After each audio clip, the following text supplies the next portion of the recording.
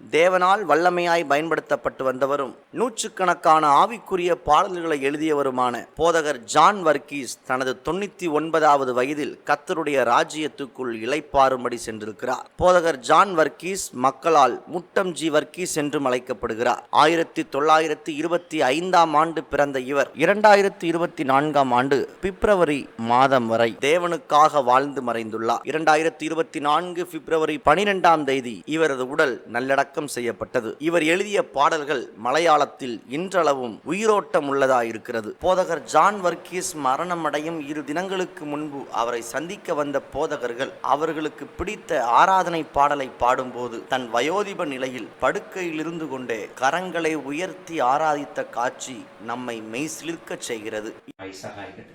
ലോകരെല്ലാം കൈവെടിഞ്ഞാലും ശോകഭാരമേറിയാലും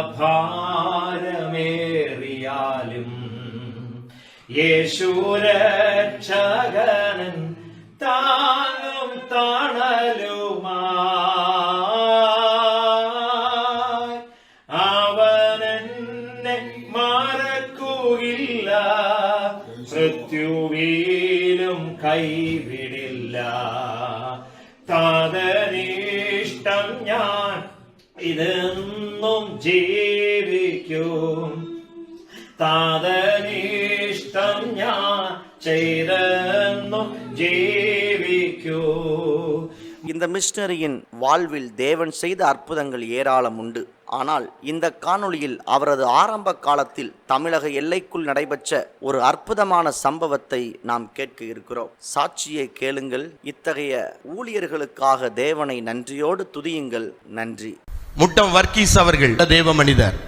நிறைய பாடல்களை எல்லாம் எழுதியிருக்கிறார். 140 பாடலுக்கு மேலே எழுதியிருக்கிறார். அவர் மதுரைக்கு அந்த பக்கத்தில் ஒரு முறை ஒரு கிராமத்தில் போய் சுவிசேஷம் அறிவித்துக் கொண்டிருந்தாராம். இயேசுவை பற்றி பேசி கொண்டிருந்தாராம். அப்பொழுது அந்த ஊரில் உள்ள மக்கள் எல்லாம் வந்து, ஊர் தலைவன் வந்து, நீங்கள் என்ன பண்ணுறீங்க அப்படின்னு கேட்டாங்களாம். அப்போ அவர் சொன்னாராம், நான் இயேசுவை பற்றி அறிவித்துக் கொண்டிருக்கிறேன், நான் இயேசுவை பற்றி சொல்லிக் கொண்டிருக்கிறேன் அப்படின்னு சொன்னாராம். அப்பொழுது அங்கே இருந்த மக்கள் இவர் இயேசுவை பற்றி அறிவித்தபடியினால் அவரை பிடித்து அடித்தார்களாம். அவருடைய தாடியெல்லாம் பிடித்து அடித்து அவரை சித்திரவதைப்படுத்தினாங்களாம். சித்திரவதைப்படுத்தி விட்டு மனிதனுடைய வேஸ்ட்டை எடுத்து அவருடைய வாயை பிளந்து அவருடைய கையை உள்ள விட்டு அந்த மனித வேஸ்ட்டை வயிற்றுக்குள்ள தள்ளினாங்களாம். ஆமேன், ஸ்தோத்திரம்.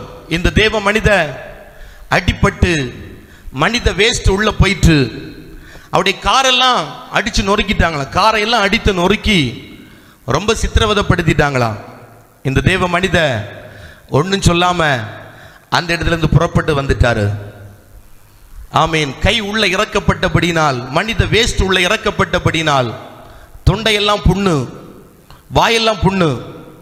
ஆனால் கர்த்தர் கிருபையினால் இறங்கி அந்த தேவ மனிதனுக்கு சுகத்தை கொடுத்தாராம். அற்புதத்தை ஆண்டவர் செய்தாராம். அந்த புண்ணை எல்லாம் மாற்றினார்.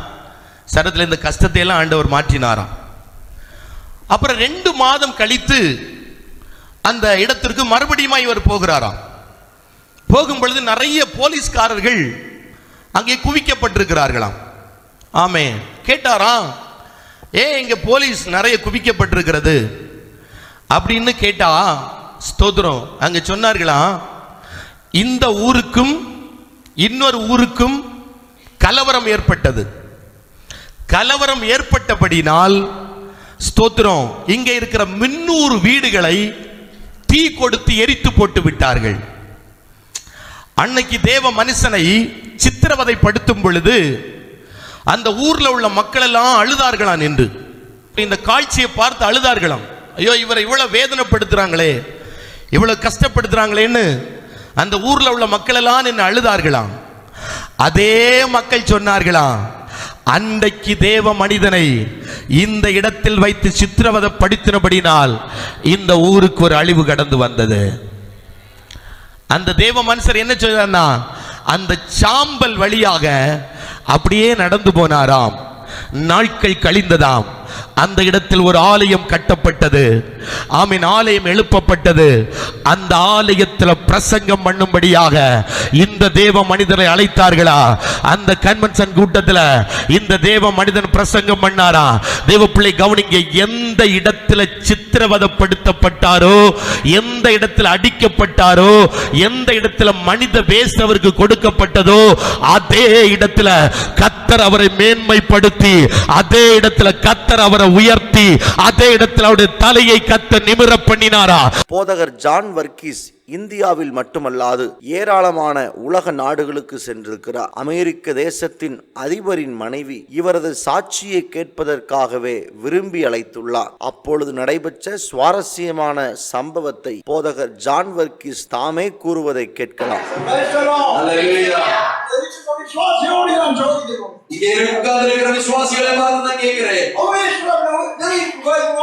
நீங்க யார நம்பி இருக்கிறீங்க? நீங்க உங்களுடைய தீர்மானங்கள் எதை நோக்கி போகிறது? உங்களுடைய சூழ்நிலைகளை எந்த மாதிரி கொண்டு போகிறீர்கள்? அமெரிக்கா ஒயிட் ஹவுஸ்ல இருக்கிற பிரசிடென்ட்னுடைய மனைவி என்னை அழைத்தார். கிளின்டனுடைய மனைவி என்னை அழைத்தார்கள். எதற்கென்றால் என்னிடத்திலிருந்து அவர்கள் அந்த சாட்சியை கேட்க விரும்பினார்கள். அமெரிக்க பிரசிடென்ட்னுடைய அரண்மனைக்குள்ள சும்மா போக முடியுமா? ஏகப்பட்ட துப்பாக்கி ஏந்தின வீரர்கள் இருந்தார்கள். நான் இதுவரையிலும் ஒரு கோட்டு கூட போடவில்லை. கோட்டு ஷூட்டு போட்டு போனதே இல்லை.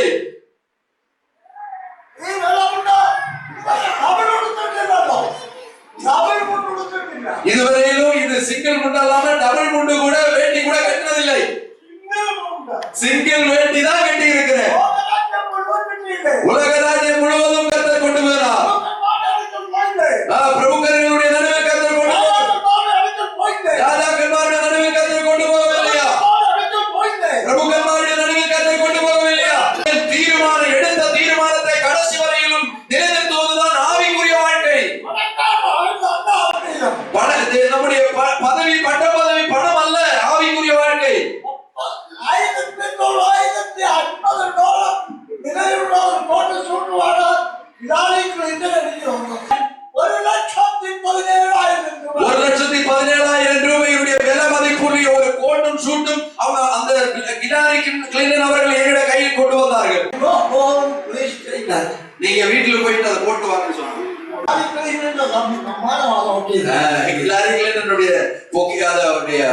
அவர் கொடுத்த கிஃப்டாக இருக்கிறது. 2 மாசம் கொடுத்துதான் வீட்டுக்கு போனா.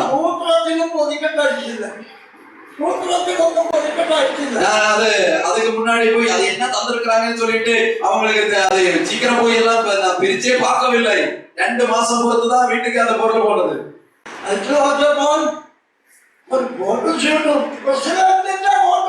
பிரசிடென்ட் போடக்கூடிய பிரசிடென்ட் போடக்கூடிய கிளின்டன் அவர்களுடைய பில் கிளின்டனுடைய கோட்டும் சூட்டும் என்னுடைய அந்த பார்சல் இருக்கிறது. அதை அங்க வச்சுட்டேன்.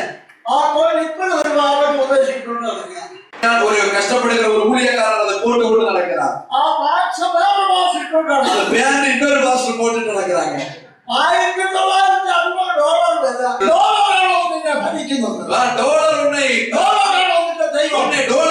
ஆளுகை செய்கிறதா? பணம் ஆளுகை செய்கிறது. பணங்கள் உன்னுடைய